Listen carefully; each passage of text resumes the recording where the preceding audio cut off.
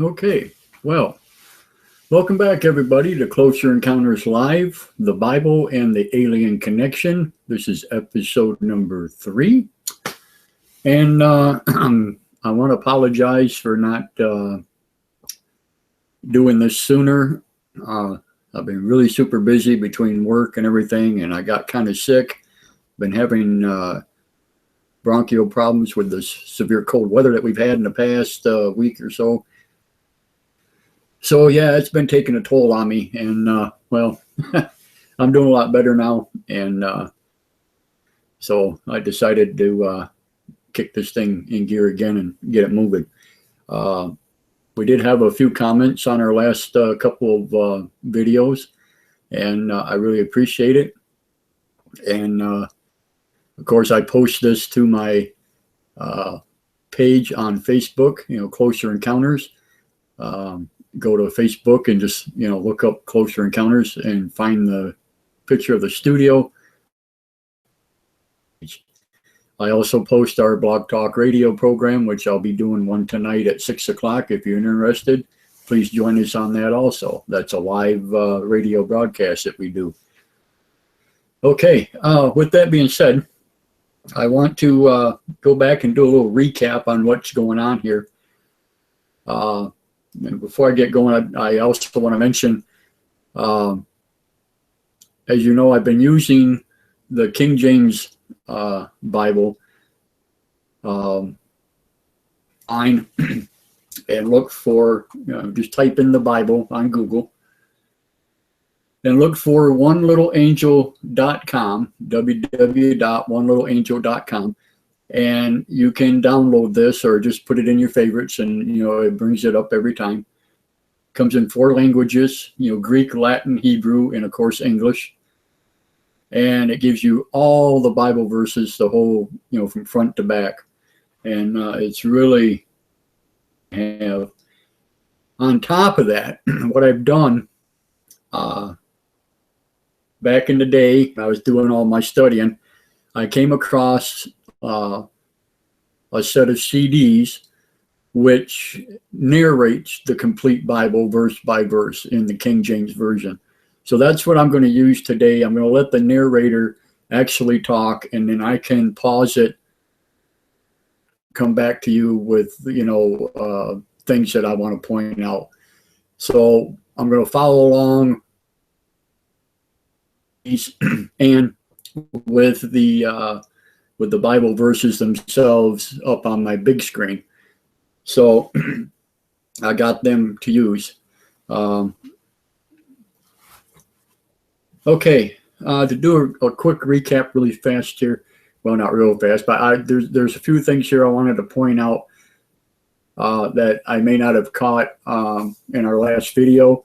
And there's a few things here that I want to talk about real quick so you get a better understanding of what's going on here. If you remember back in chapter 4, we left off, I think, in chapter 7. So we did 4 through 7 on the last episode. 4, it talks about where Cain kills Abel, and Cain had a son, which was the first Enoch talked about that was born. There's 2 such of Enochs, 2 different Enochs. The second Enoch, which is Adam's, well, it would be Noah's great-great-grandfather. He's the one that they found, the writings of in the Dead Sea Scrolls. And he was also the one that had the God, or, whichever you want to, he went with God, and he's up in heaven down upon the earth, and he's being told, the future and what's going to happen, yada, yada, yada. So he disappears for quite a while. But we will get into the book of Enoch later on.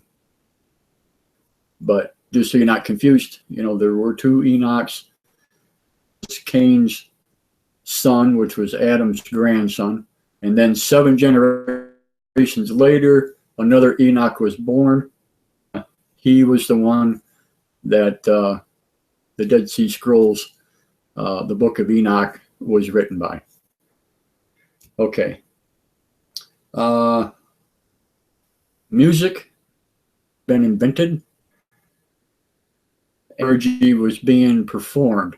Now, when I say this, keep in mind that we've already had the Stone Age and the Copper Age. So copper basically is a metal. So metallurgy had already been, but now we're into the brass and iron age. Okay, bronze, whatever you want to call it. But here in the scripture, in the writings, it says brass and iron. Of course, you know, if you mix the two and you have to use copper, you know, whatever to make brass. So they're already been using copper. Know that the Stone Age is already long gone. I just want to point that out, that, you know, the advancement so far has gotten quite a bit. That being said, in chapter 4, Adam dies at the age of 930. And let's see here, was that chapter 5, and it gives you all the generations from Adam all the way down to Noah. And there's, let's see, 1, 2, 3, 4, 5, 6, 7, 8, 9 generations was born. Enoch, the book of Enoch, the one that wrote the book of Enoch, was the 7th generation from Adam. Now, here's an interesting detail that I want to point out to you for chapter 5. As it goes down through the list of and the sons and daughters and all that, the grandsons and whatever, it gives you the dates, or not the dates, but it gives you the lifespan of a particular individual. So what I did was I went through all these generations and I wrote down the deaths. And I added them up. Now, here's a very interesting part. I want you to get this.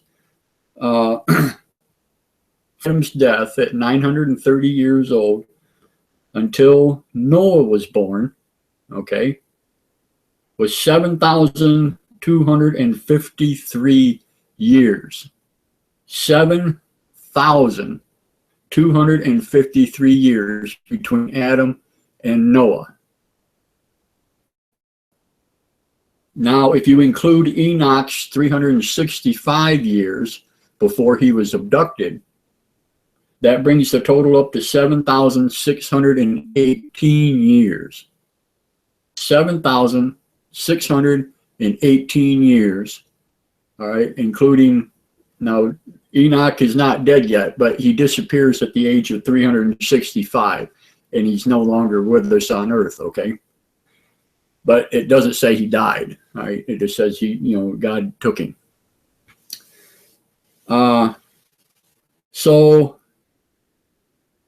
with that being said, now Noah is born, all right? 7,618 years later after Adam, Noah is born. Noah, 100 years, okay? He turns 500 years old before he starts having children.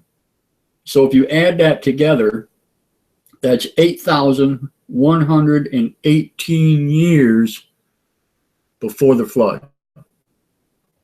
Between Adam and Noah at the age of 500, it's 8,118 years. Okay?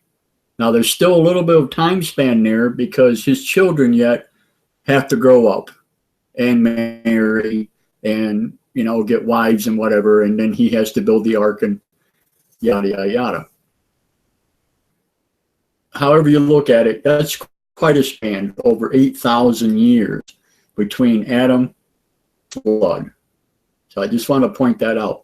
8,000 years. That's a long, long time. Okay, a lot can happen in 8,000 years. So you can do this too. Just go to chapter 5 and write down all the deaths and add them up. And this is what you'll. So I just wanted to point that out to you real quick. And of course, in chapter 6, where Noah built the ark, and God came to him. Well, let me back up a little bit. Here's something else I wanted to mention also, that during this time frame, when Noah was born, and he's already 500 years old, okay? People get this misconception when they talk about the giants and the Nephilim, okay? I want to point this out, that this did not happen. The angels didn't come down and take fair maidens, take earthly wives and that, until after Noah was already 500 years old, okay? He's already born. He's 500 years old. That's when these angels come down. This is, 8,000 years later after Adam that this take place, okay? I want to point out, when it comes to the word Nephilim, the King James Version of the Bible does not mention Nephilims at all, anywhere, okay? The word Nephilim places, it's Greek and Hebrew, all right? And I'm not going to get a whole lot into it and whatever, but the King James Version is the only Bible that I know of that does not mention the Nephilim. It does, however, say that there were giants in that day. All right, there were giants in the earth in those days.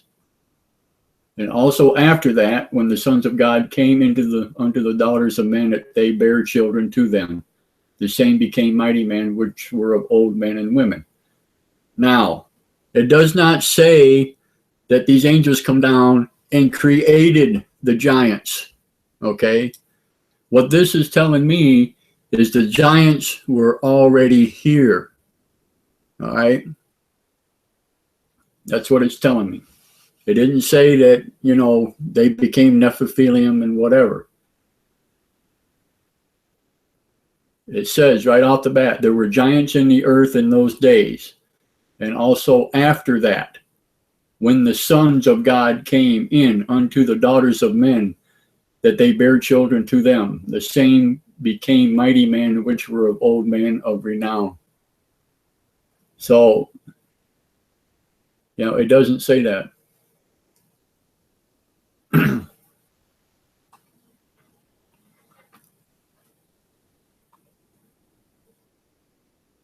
Okay, I just wanted to point that out to you. All right, so let's, okay, we also talked about the cubits. Now, here's what I found out. I did a little research about the cubits when it comes to the making of the ark and the flood and stuff itself. Now, I got a couple points I want to make out to you here. As far as me checking out the cubits and whatever, and I went through the Bible studies of different people and stuff. It has been it's been quite a controversy on the actual length of a cubit. You have a short cubit, which was the oldest measurement back in the day, and then of course you had the long cubit, which was made, by the Greeks and whatever, and had subsequently been switched, from one to the other. So, with that being said, we're not talking very much difference here anyway. We're only talking maybe 4, 5, 6 inches maximum. So, regardless of which one you use, okay, it's not that big of a difference to really go, wow, that's awesome. No, okay, it doesn't change a whole lot. Yes, it's a little bit bigger, but nothing gigantic or whatever. So we're still in that deal, especially when it talks about the flood only being 15 cubits. That's only 30 some feet of water. Now with the long count, if you use the long cubit in that, Okay, so we're going 40 feet, 50 feet of water maximum. That's not a big flood. Okay. So with that being said, I'm not sure what to tell you, but that's how it winds up. And of course, it said that the mountains were covered and everything else, but we don't know. We don't know for sure. Something else too that always bothered me about this, and I wanted to point this out, that this Bible and most of the text, most of the readings that you read, well, pretty much all of them, whether it's the Bible or the Quran or whatever, doesn't really talk about this side of the globe. Everything that is in this book is all pertained to the European side of the world. Okay, Egypt, Cairo, Rome, Italy, that whole area, Israel, or Iraq, Baghdad, on and on and on, Saudi Arabia. That's where all of this stuff took place. This had nothing to do with the other side of the world. The New World wasn't known. So when you read this and stuff, and it says the whole world was covered, or the earth was covered, and whatever. Well, what I think is happening here is maybe, just maybe, there wasn't only just that area on the earth at that time. Maybe the whole world was already ocean other than that one plot of earth. And maybe, what they're saying is, as far as earth goes, earth being dirt or whatever, maybe, the separations, hasn't happened yet. I don't know, because we still haven't had the ice age. We still haven't had none of that. It's just one of them things that you're going to have to judge for yourself and make up your own conclusions on that.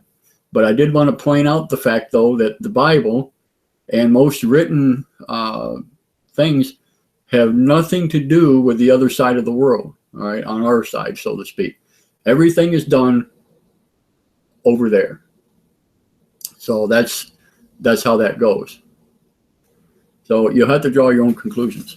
But between that and the fact that this is over 8,000 years, between Adam's death and Noah's birth, it's quite a long span.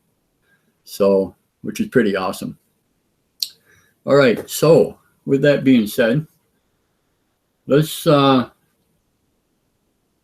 to chapter 7 real quick.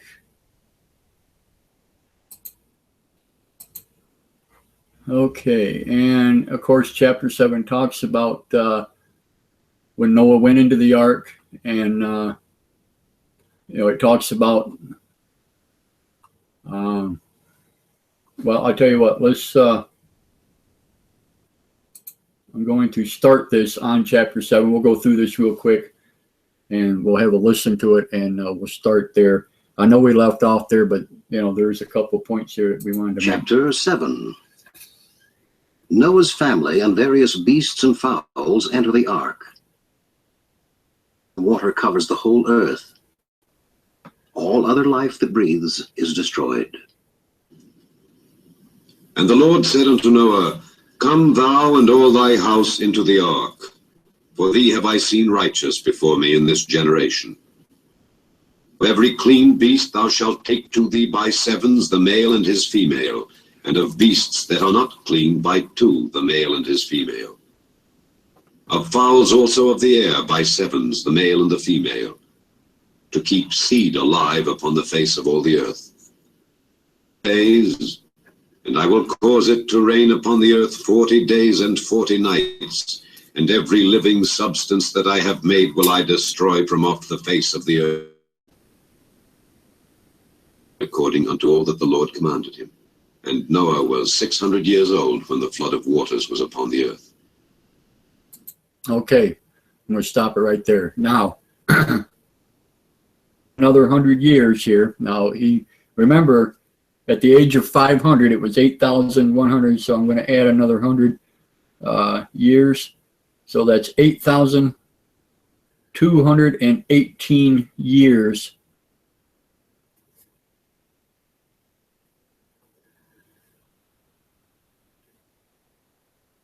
Yep, 218 years.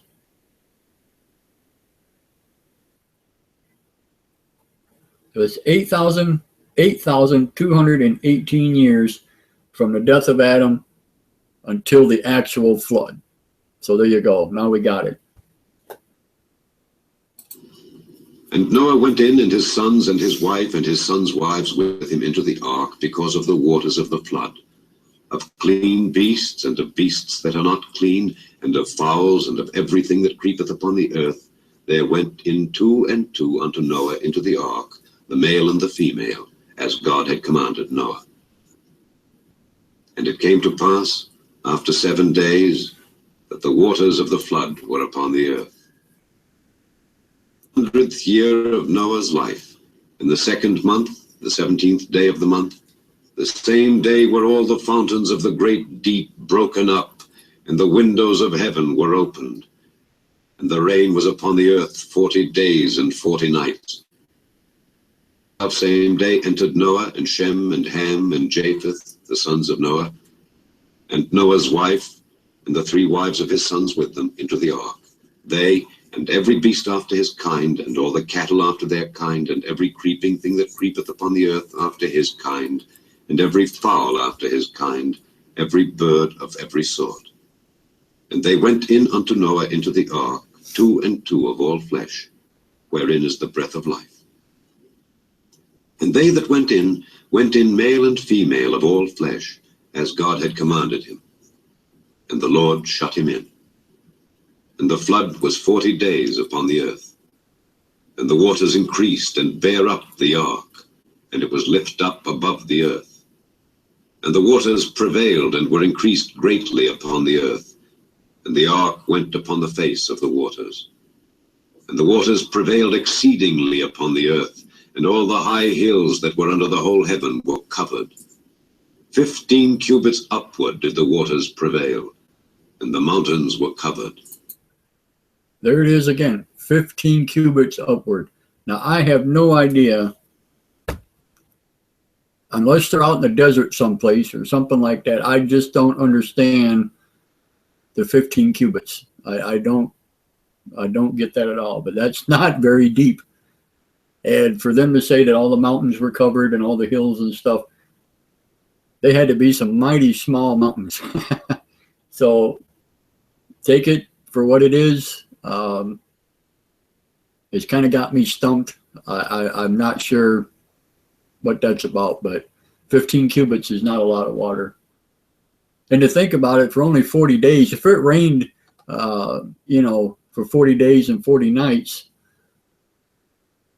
maybe it's only 15 cubits. I mean, 50 feet of water. It's really, when you're talking rain, I don't know. I mean, would it be more than that? It's hard to say. This day and age, you get 3 or 4 inches of water on the roadway, you got a flash flood going on. So, I don't know how to explain it. I really don't. And all flesh died that moved upon the earth, both of fowl and of cattle and of beast, and of every creeping thing that creepeth upon the earth, and every man. All in whose nostrils was the breath of life, of all that was in the dry land, died. And every living substance was destroyed which was upon the face of the ground, both man and cattle, and the creeping things, and the fowl of the heaven. And they were destroyed from the earth. And Noah only remained alive, and they that were with him in the ark. And the waters prevailed upon the earth 150 days. Chapter 8. The flood ceases. Noah sends forth a dove, which returns with an olive leaf. Okay, so 150 days they were out floating around in the water.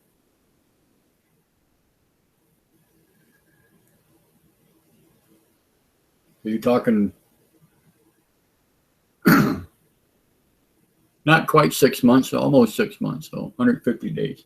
Now, you also heard on there about the clean flesh going in by 7, also by 7, and then the rest are all 2 by 2 and stuff. I had to kind of rethink about that a little bit, and I honestly believe what they're talking about there, as far as the clean flesh, is the food that they would have actually eaten, whether it had been a live goat or sheep or something like that. Birds maybe were chicken or turkeys or something of that nature. Maybe that's why they went in by 7 and not by 2 of 2. Maybe they were there just for, to eat and whatever.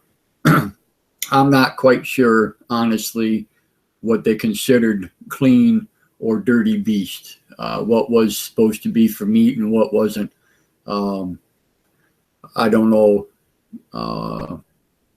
honestly, how that goes, but I'm kind of thinking that's what that was about, when it said that they went in by 7.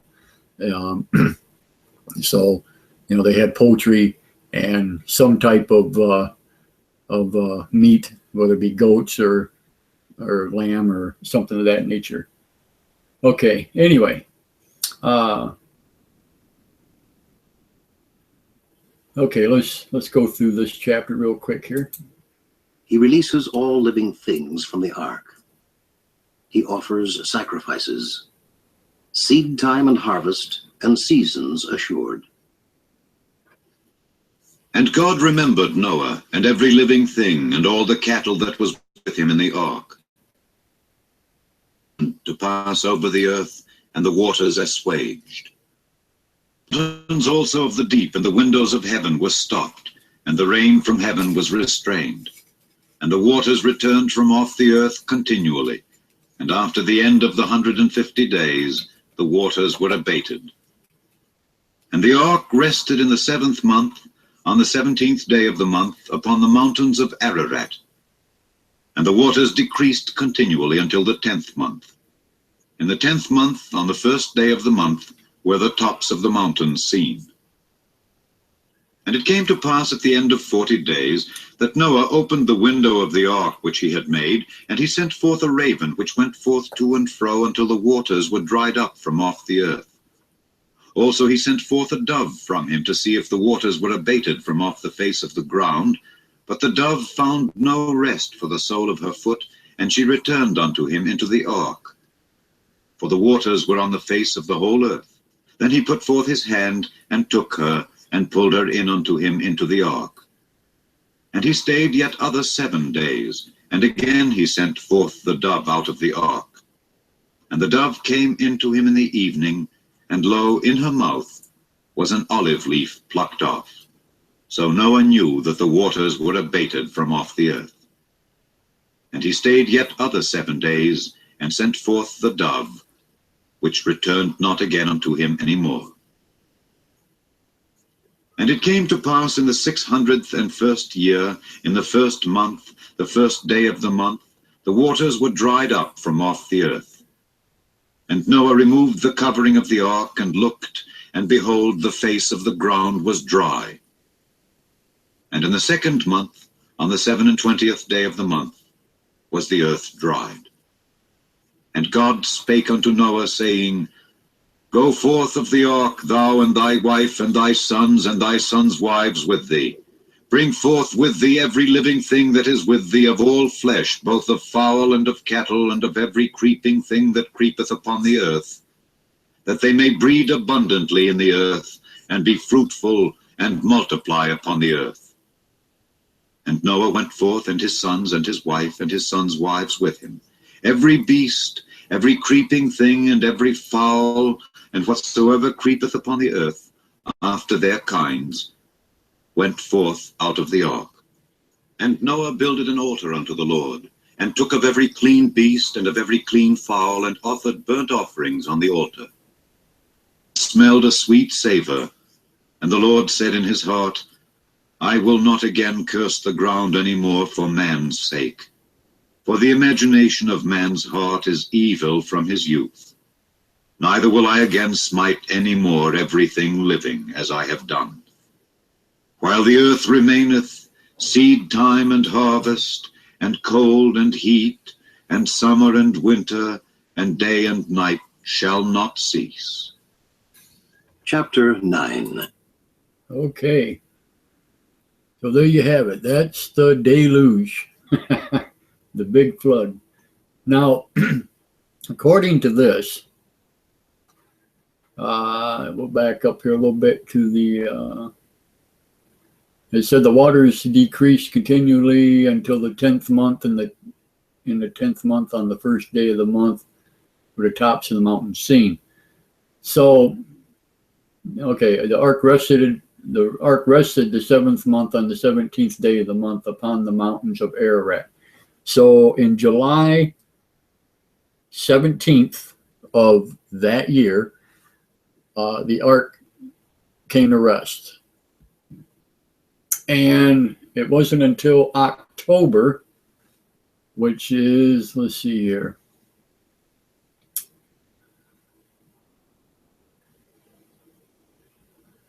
the waters decreased continually until the 10th month, in the 10th month on the first day. So it was October 1st that the tops of the mountains were actually being seen. So he stayed in there, let's see, July, August, September, October. So that's 4 months before the tops of the mountains were seen. And then on down further, it says,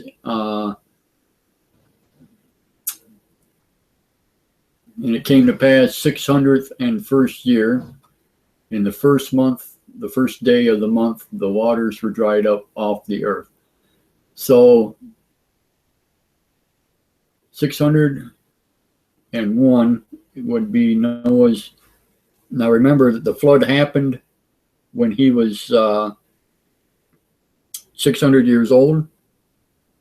So you're talking another 601st year, so that's another year that he was in the ark.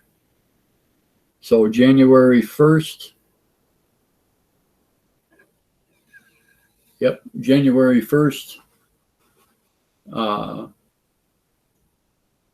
of his 601st year, January 1st, he removed the covering of the ark, and the face of the ground was dry. And then in the second month, on the 7th and 27th day of the month, was the earth dry. So you're talking February, let's see, February, the 7th and 20th day. So February 27th was the earth dried. And it's kind of, wow, it's kind of weird how it says that. So you got first month, the first day of the month, the waters were dried up from the earth. Noah removed the covering of the ark, and looked, and behold, the face of the ground was dry. And in the second month, on the 7th and 20th day of the month, was the earth dried. So I don't know. It says the same thing, but gives you two different dates, a month apart. So obviously, the last one is February 27th. I guess he actually got to step out and plant his feet on the ground. However that goes. So the dates are kind of confusing, but nevertheless, he was in there for over a year anyway, floating around doing his thing. And of course, they had to live in it, until they built housing and whatever. So it took him some while.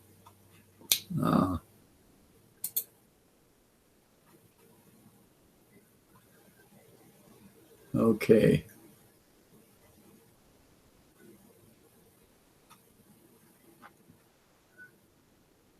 Alrighty. Let's see here. I want to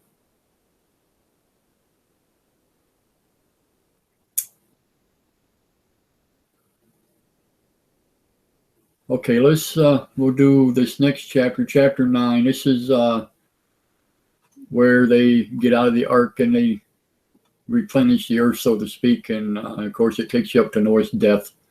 And Noah and his sons commanded to multiply and fill the earth. They are given dominion over all forms of life. Death penalty decreed for murder. God shall not again destroy the earth by a flood.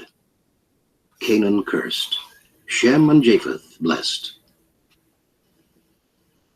And God blessed Noah and his sons, and said unto them, Be fruitful and multiply, and replenish the earth. And the fear of you and the dread of you shall be upon every beast of the earth, and upon every fowl of the air, upon all that moveth upon the earth, and upon all the fishes of the sea. Into your hand are they delivered. Every moving thing that liveth shall be meat for you. Herb have I given you all things. But flesh with the life thereof, which is the blood thereof, shall ye not eat. And surely your blood of your lives will I require. At the hand of every beast will I require it, and at the hand of man. At the hand of every man's brother will I require the life of man. Whoso sheddeth man's blood, by man shall his blood be shed. For in the image of God made he man. Be ye fruitful and multiply. Bring forth abundantly in the earth, and multiply therein. And God spake unto Noah and to his sons with him, saying, And I, behold, I establish my covenant with you and with your seed after you, and with every living creature that is with you, of the fowl, of the cattle, and of every beast of the earth with you, from all that go out of the ark, to every beast of the earth. And I will establish my covenant with you. Neither shall all flesh be cut off any more by the waters of a flood, neither shall there any more be a flood to destroy the earth. And God said, This is the token of the covenant which I make between me and you and every living creature that is with you for perpetual generations. I do set my bow in the cloud, and it shall be for a token of a covenant between me and the earth.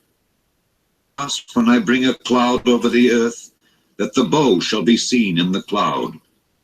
And I will remember my covenant which is between me and you and every living creature of all flesh, and the waters shall no more become a flood to destroy all flesh.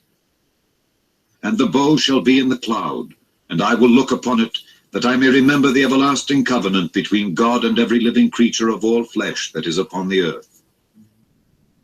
And God said unto Noah, This is the token of the covenant which I have established between me and all flesh that is upon the earth. And the sons of Noah that went forth of the ark were Shem and Ham and Japheth, and Ham is the father of Canaan.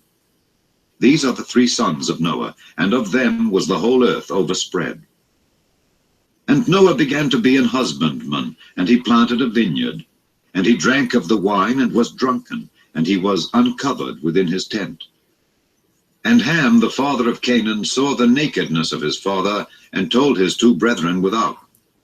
And Shem and Japheth took a garment and laid it upon both their shoulders, and went backward, and covered the nakedness of their father.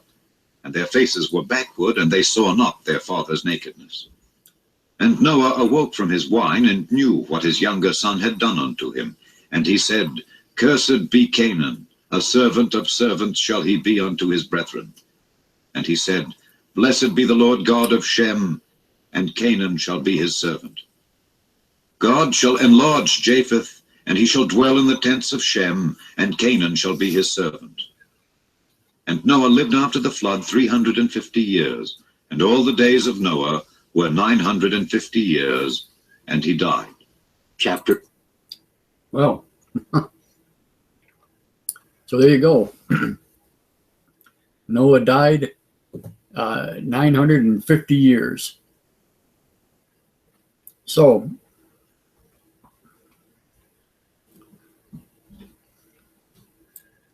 quite a long time. All right, I want to back up here just a little bit. Let's see here.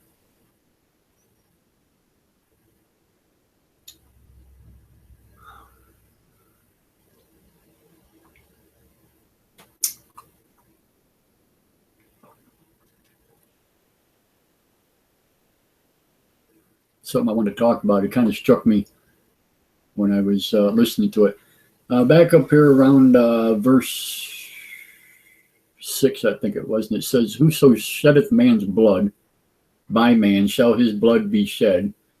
For in the image of God made he man." Now, if you remember back in the days of Adam, around chapter 1 there, when man was made in God's image, and then Adam came along. Now, Adam was not made in God's image. Adam was made from the dust of the ground. Remember, we talked about that. So what they're talking about here, obviously, whoever sheddeth man's blood, by man shall his blood be shed, for in the image of God made he man. Now, I don't know where this is coming from, because now after the flood, anything that God had made in his image beforehand is supposedly gone. So I'm not quite sure what's going on here. Like I said before, maybe there was other man still there or something. I don't know. I don't understand the wording or how they did this, but of course it's writing. Everything's been translated, hundreds of times and whatever, and you just don't know what the true meaning is behind some of this stuff. And then it talks about Noah getting drunk. Now, I don't know why they would even put that in there, because it just jumps from one thing to the next. And why they would tell that small story about him being naked and being covered up by his sons, I don't know the reasoning behind that, but that's how things are written. And, whatever the significance is behind that, I couldn't tell you what the deal is there. But they talk about it for whatever reason. And he was upset, that they covered him for whatever reason. And, but that's what happened. Okay, so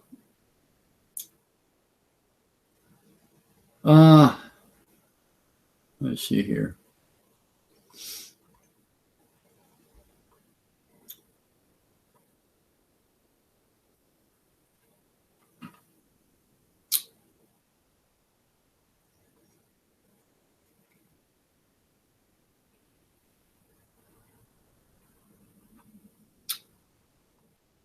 So the next couple of chapters, it goes on and talks about all the other generations from Noah on, and the cities that were built, and of course, the grandsons and great-grandsons and the great-great-grandsons and all that stuff. Went on and on and on. So I think what we're going to do is, that was chapter 9. So I think what we'll do is here,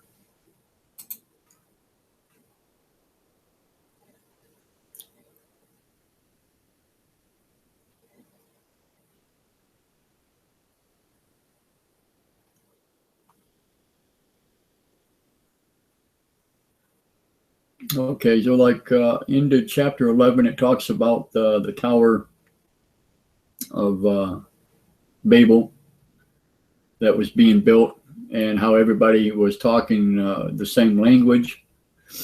And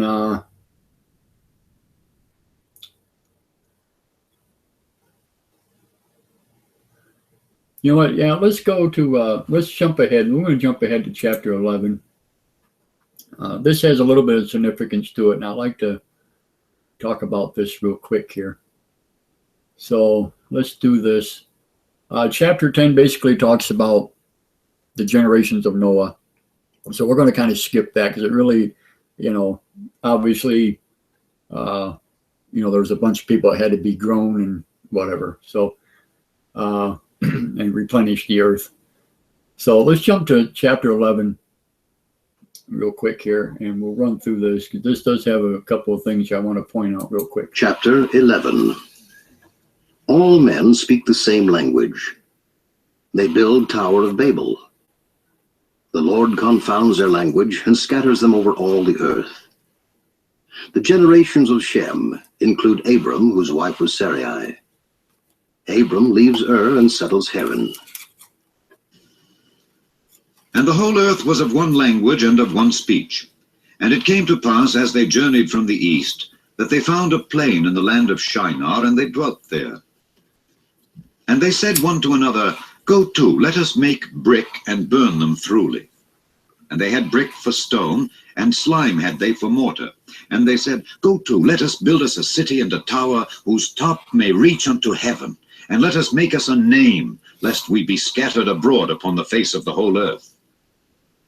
And the Lord came down to see the city and the tower which the children of men builded. And the Lord said, Behold, the people is one, and they have all one language, and this they begin to do.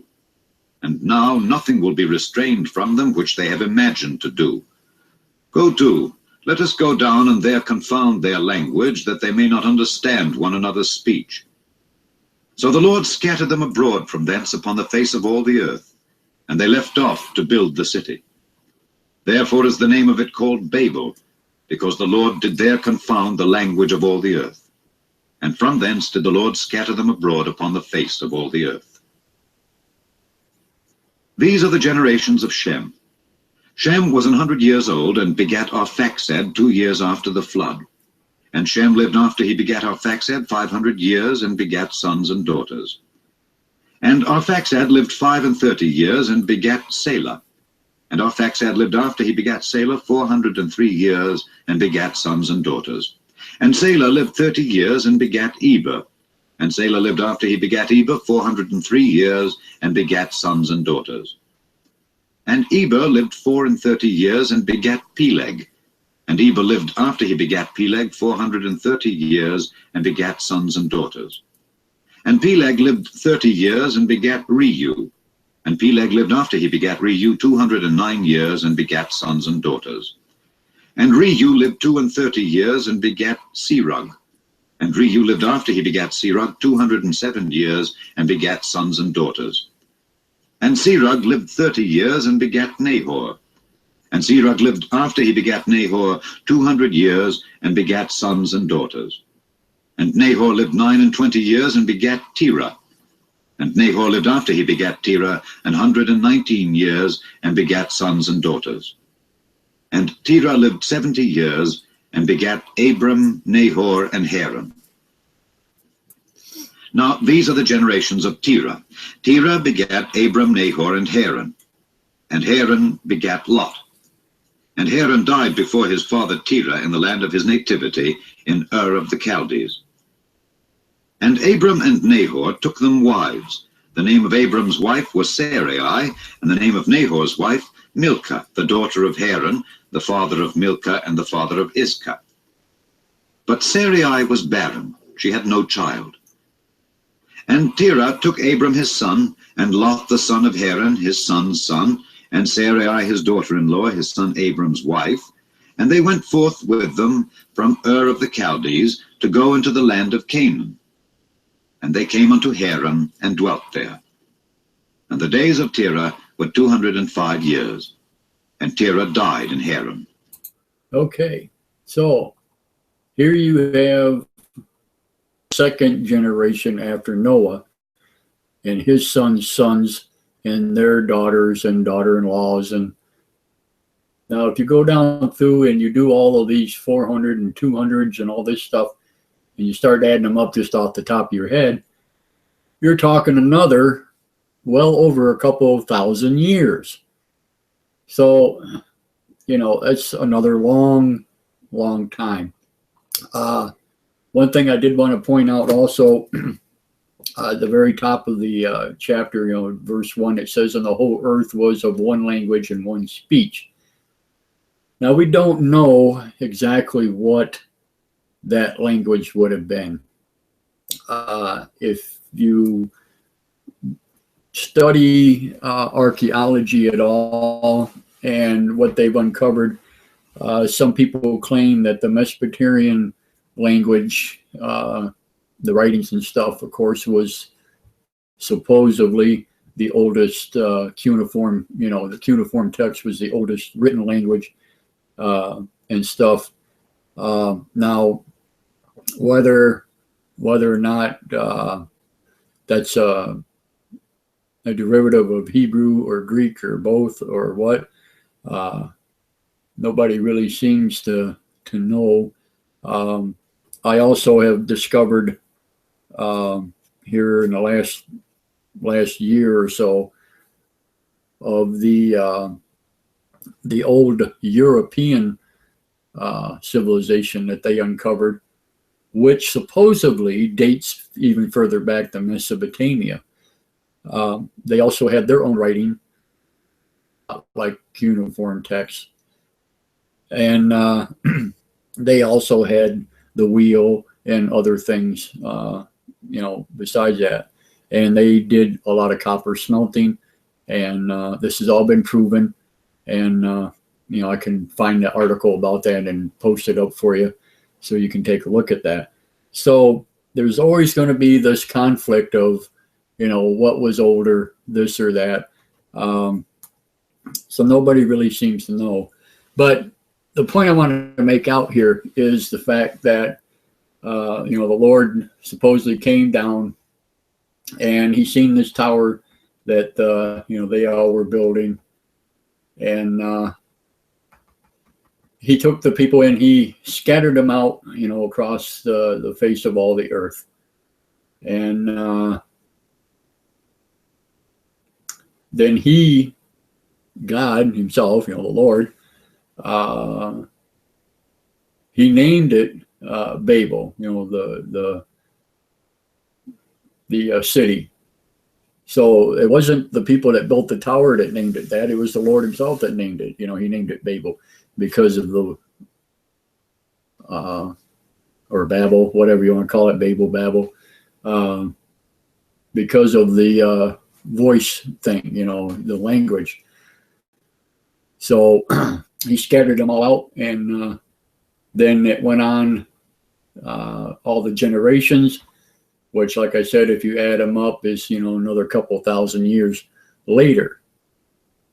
And then, of course, Terah, who died at 205 years of age. Now, back in chapter, what was it? Chapter 3, I think it was, or maybe even chapter 4. There was one verse that we talked about where, God said that man would only live to be like 120 or 130 years. Well, so far, this does not, that particular, so exactly when the lifespan of man changed, they're living still over 200 some years apart. So there you go. I just wanted to kind of throw that out there also. It gets confusing, and when you do research like this, you got to back up and go forward and back up again, and but that's what that's all about. So anyway, I'm going to stop this here, and we're going to kind of start jumping around a little bit here from now on. But this is so basically what we've done is we stopped on 10. Oh no, it stopped on 11. I'm sorry. This is stopped on 11. Okay. So basically what we've done so far is we've gone from the beginning of Earth, man's creation, Adam's creation, on down through to Noah, the flood, which is 8,000 and some years after Adam. And then after the flood, of course, it's another couple of thousand years. And now man is scattered throughout the earth.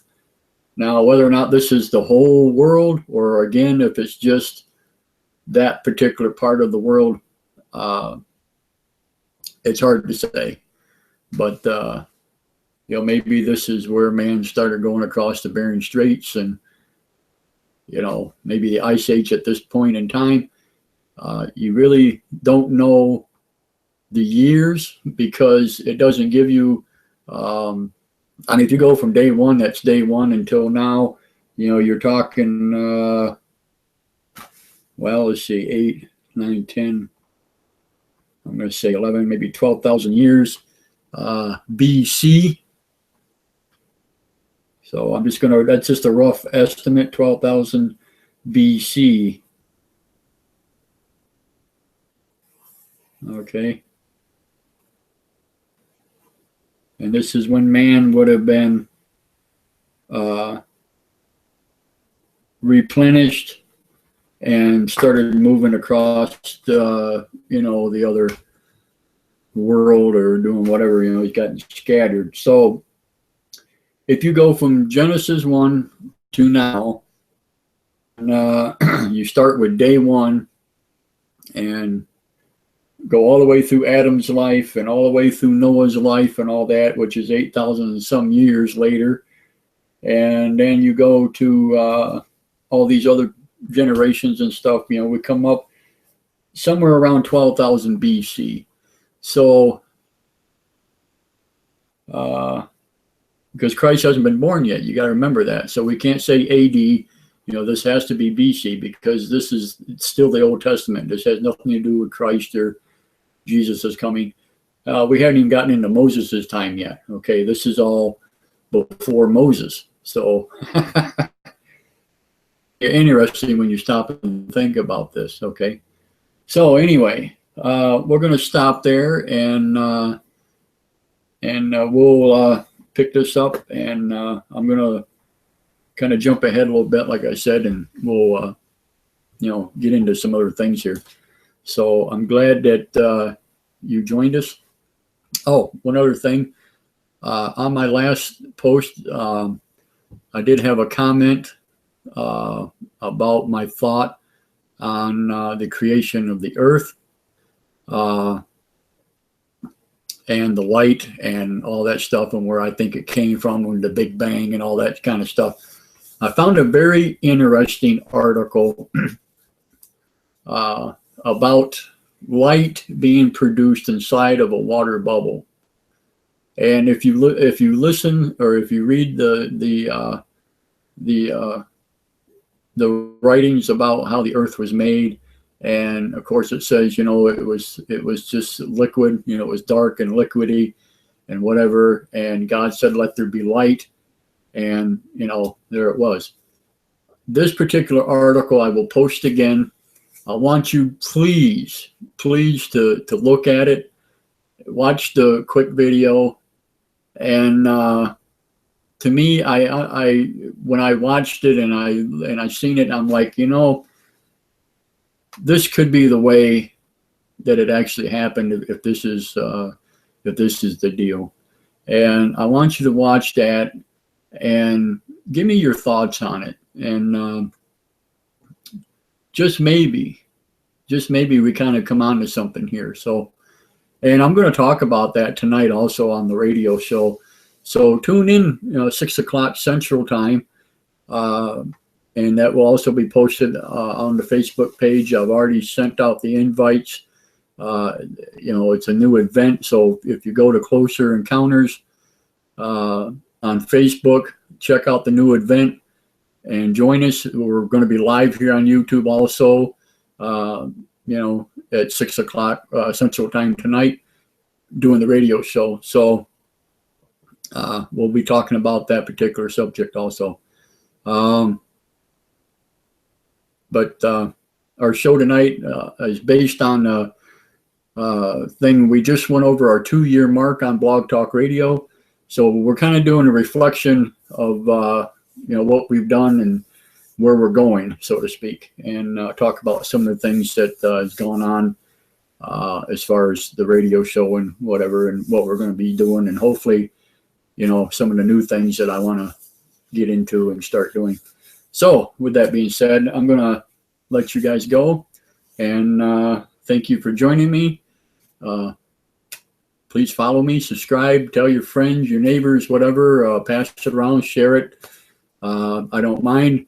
Hopefully, you know, we can get into some of the more nitty grittier stuff.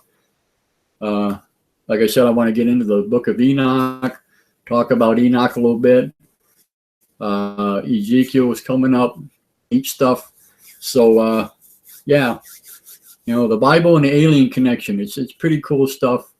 And I know it gets kind of boring and, you know, whatever sometimes, but, you know, just bear with us and we're going to get there. We're going to speed it up a little bit. So, okay. Thank you very much. And peace out. Thank you.